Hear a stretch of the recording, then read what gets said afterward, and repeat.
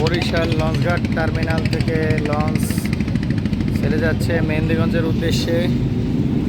তো ঘাটে দেখতে পাচ্ছেন পারিজাত লঞ্চ, অপরাজিতা লঞ্চ পড়ে আছে।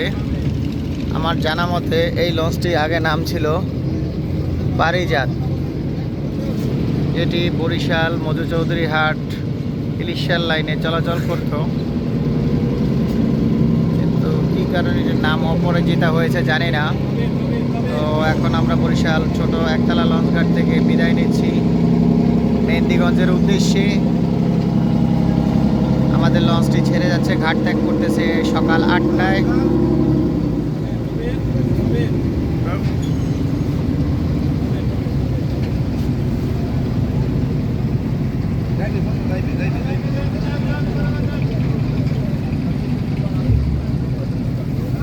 তো ঢাকার লঞ্চঘাটে দেখতে পাচ্ছি আজকে ঢাকার উদ্দেশ্যে ঘাট ত্যাগ করবে পারাবত 11।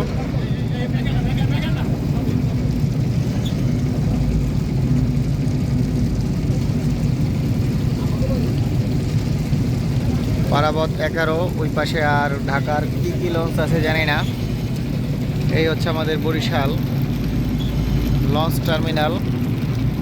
বড় লঞ্চ ঘাট এবং ছোট লঞ্চ ঘাট পাশাপাশি, আগে পৃথক ছিল।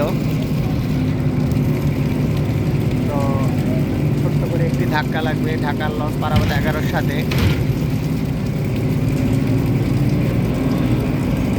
কারণ লঞ্চটি যখন পিছনে ব্যাগার দিয়েছে তখন তার যথেষ্ট জায়গা সে পিছনে নিতে পারেনি, অন্য একটি লঞ্চ বের হয়েছিল এই কারণে। তো দেখতে পাচ্ছেন বেলা 8টা বাজে, এখনও কিন্তু কেবিন থেকে লোক নামতেছে। ঢাকার লঞ্চ থেকে ধীরে ধীরে মানুষ নামে। এখানে আসলে ওইরকমভাবে কোনো প্যারা নেই নামার জন্য।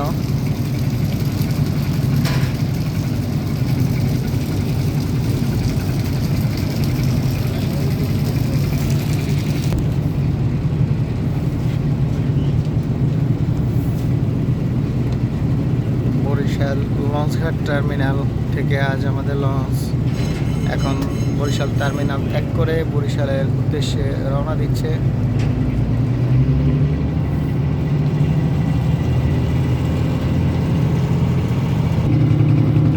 আজ ঢাকার উদ্দেশ্যে 2টি লঞ্চ এখান থেকে যাত্রাপথে যাবে, পারাবত 11 এবং পারাবত 18। আগে লঞ্চঘাট থেকে 4টা-5টা লঞ্চ যাইতো। পদ্মা সেতু হওয়ার পর যাত্রী সংখ্যা কমে যাওয়ায় রোটেশন পদ্ধতিতে 2টি লঞ্চ ঢাকা যাতায়াত করে। তাতেও মোটামুটি ভালো লাভ হয়।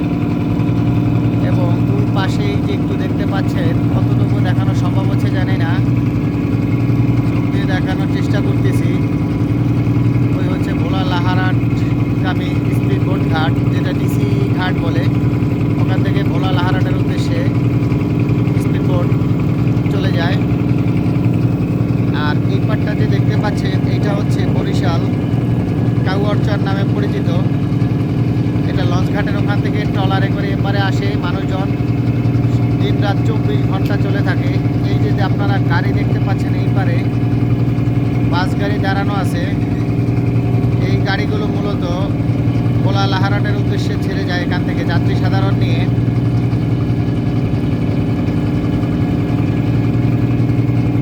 কতটুকু দেখানো সম্ভব বুঝতে পারছি না, কুয়াশা ছন্ন আকাশ, সূর্য কেবল উঁকি দিচ্ছে আকাশে। তো আজ এ পর্যন্তই। সবাই ভালো থাকবেন, সুস্থ থাকবেন, সেই শুভকামনায় বিদায় নিচ্ছি। আল্লাহ হাফেজ।